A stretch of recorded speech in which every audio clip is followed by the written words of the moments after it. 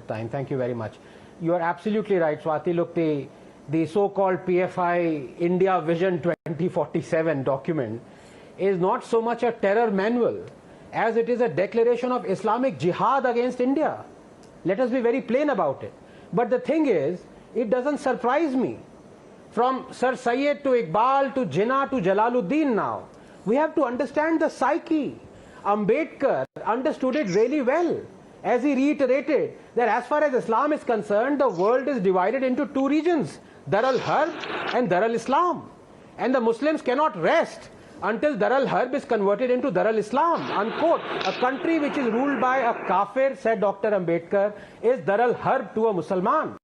The basic feelings of deference and sympathy which predispose persons to obey the authority of government do not simply exist, unquote.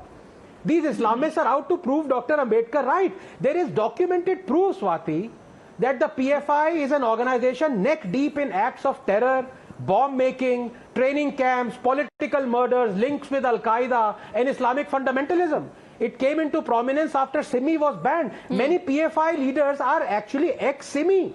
This is not me saying it, but the Kerala police and the High Court. Let me give you just one example of PFI's criminal antecedents. On July 4, 2010, PFI activists chopped off the hand of a teacher named Joseph for allegedly framing a question paper that insulted Muhammad.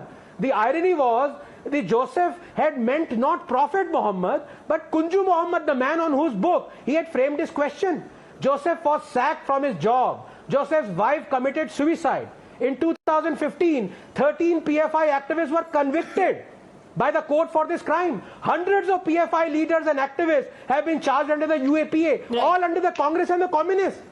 But the moment the BJP comes to power, the former start supporting such organizations, play the victim card, hum khatre mein hain, chirag bujhane ki koshish hai, dara hua Musalman, etc. And at the same time, support such organizations that want to break up India. Nathan, would you like to respond before I play out what Ashok Savan had said a few days ago? Yes. Yes.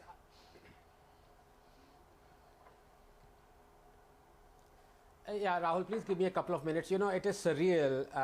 For the first debate, I castigated one doctor for his astonishing hypocrisy. And now for the second debate, I am forced to castigate another doctor for his even more astonishing hypocrisy. Here is Dr. Sambit Patra, who incidentally is a good friend, who is castigating Shiv Sena for braving and saying that they are going to do what they want to do. And here is a BJP spokesperson sitting there who had the whole government for 6 years.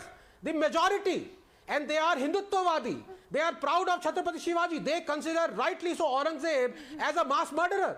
What did they do for 6 years? Why did they not rename Aurangabad as something else?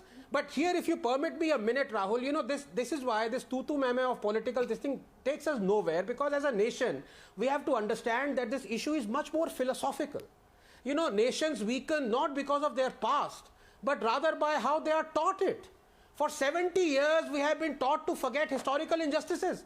From Somnath to Kashi Vishwanath, from Babarpur to Bakhtiyarpur, from Allahabad to Aurangabad, these injustices have deliberately been made visible, as though to lionize the debasement, celebrate the humiliation. And the irony is that the same people who have taught us this, drilled this self-loathing in us, these same people want others to fight historical injustice around the world. They condemn barbarians of the West hitherto worshipped, like the Confederacy generals, Rhodes, Churchill, Pizarro, Murray, Colston, Leopold. They celebrate their roads and buildings being renamed, their statues being brought down illegally. But here in India, the same set of chauthi fail muppets eulogize barbarians like Tipu, Aurangzeb, Babar, Khilji. It is a heady mix of hatred for Hinduism and love for jihadism. Hatred for India and love for his breakup. Aurangzeb, Rahul, was a Baghdadi 350 years before ISIS. The genocide he perpetrated claimed 4.6 million Hindu lives. He demolished thousands of temples, converted millions of Hindus. He abolished even Navroz. If a picture could speak a million words, it would be that of the Gyanvapi Mosque in Varanasi, built atop the grand Kashi Vishwanath temple, demolished by the genocidal monster Aurangzeb. If an incident could muster a million spine-chilling imaginings, it would be that of the one in 1675 under broad daylight in Chandni Chowk, where Sheesh Ganj is now, where Guru Tegh Bahadur was beheaded on the orders of Aurangzeb. And yet, we had cities and roads named after him. Aurangabad should have been renamed the day we got independence. The question that I want to ask is this.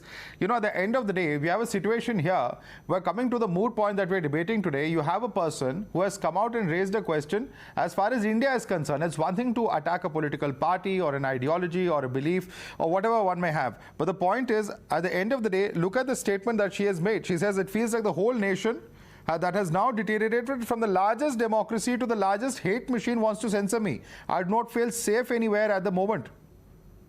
What do we make of this, Dr. Ranganathan? Good evening, Madhav, and good evening to all my team. I've been waiting and listening very patient them for about 15 minutes. So can I please request the courtesy of a couple of minutes of uninterrupted time? Madhav, it's quite amusing to see the developments, especially on this Kali issue. There is, on the part of a filmmaker, I think her name is Miss Leena, there is a clear intent to provoke. I don't know whether you're, up to what her statement today has been, and I'm quoting her. She is now saying that Kali is not a Hindu goddess. So obviously there is a clear intent to provoke.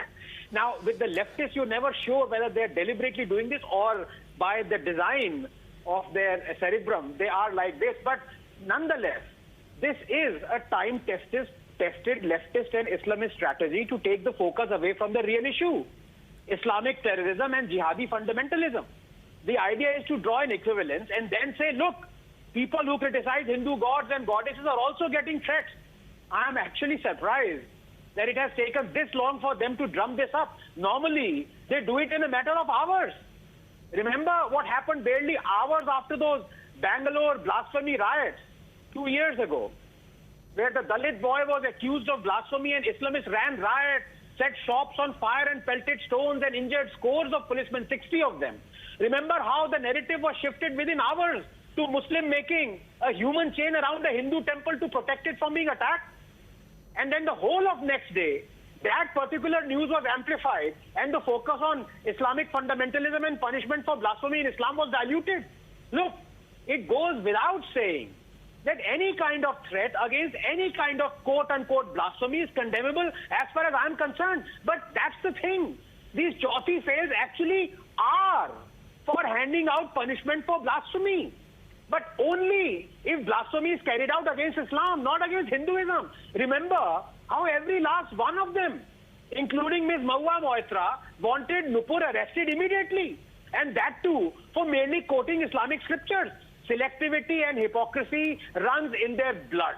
When it comes to Islam, remember how PM Manmohan Singh, on the floor of our parliament, demanded an apology from Denmark for the Prophet cartoons.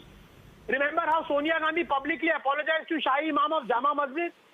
But when it comes to Hinduism, it's a free-for-all. All those Gau Mutra jibes, terming Hindu god Parshuram a terrorist, a rapist, celebrating Tipu Jayanti, praying at the tomb of Aurangzeb, now even saying, as I said, that goddess Kali is not a Hindu goddess, you name it. And if the idea is to demean Hindus and Hinduism,